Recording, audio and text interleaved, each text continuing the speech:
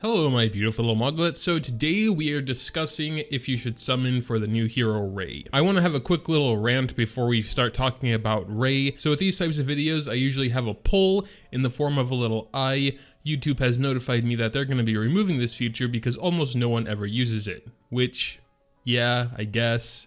They have polls now in the community tab, which, you know, more people see. So fair enough, I guess, and that might be easier anyway, though you do have to go to a separate page. And a lot of people were saying that I never really popped up for them anyway, so I guess we're going to be having the polls in the community tab now, which is fine. I'll leave a link to it in the description if you want to check out the poll and or the poll results. So now my thoughts on Ray. TLDW, I would say he is really good if you're early into the game. He seems like a very solid all-round healer. He has a very nice third skill where he removes debuffs and grants immunity. Those two perks in one skill is only shared with one other hero, and that is Desert Jewel Bazaar, which is a Moonlight 5-star. Debuffs are really common in every sort of content, so his third skill alone just makes him a really good healer. His second is also very basic, it's just more healing and a barrier. And his first skill will remove one debuff from one ally, very similar to the Wondrous Potion Vial. His artifact I already talked about when I first went over him when he was first announced.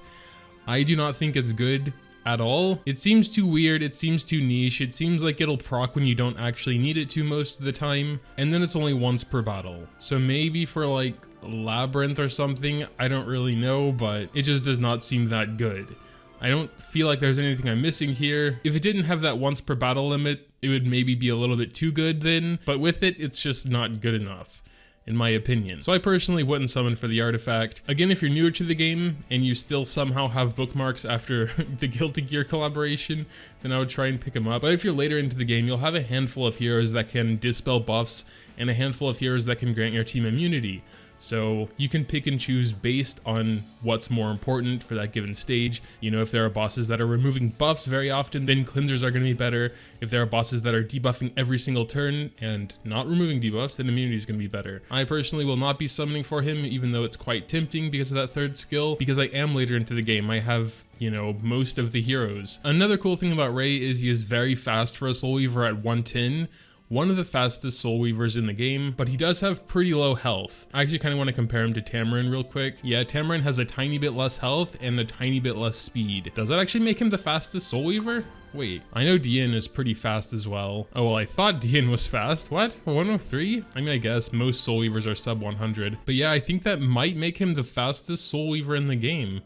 Cool. I mean, I guess that's not super important for someone like Ray since he doesn't have any like combat readiness manipulation, but fast Soul Weavers I personally really enjoy because, you know, you can cycle their skills faster, you can heal faster, get barriers and all that. Also, while his low base health is kind of an issue, thankfully his healing is not based on his max health, rather the ally's max health.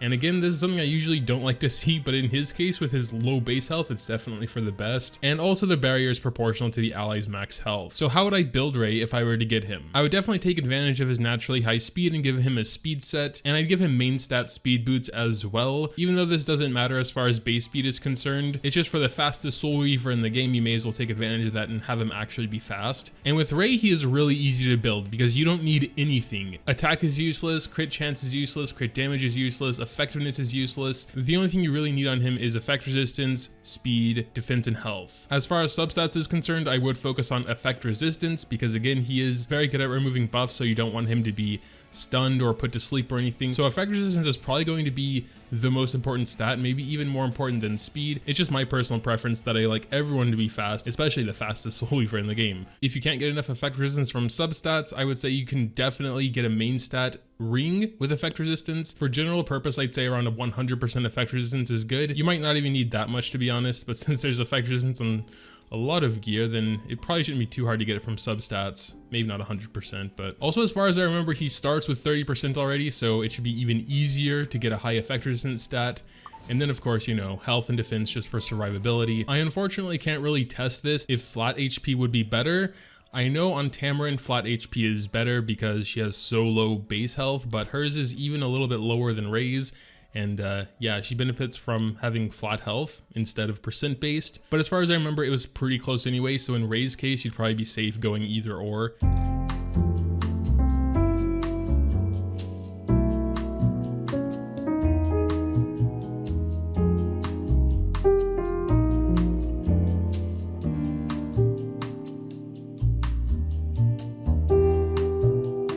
I'd probably still go percent based so it can be used for like someone else.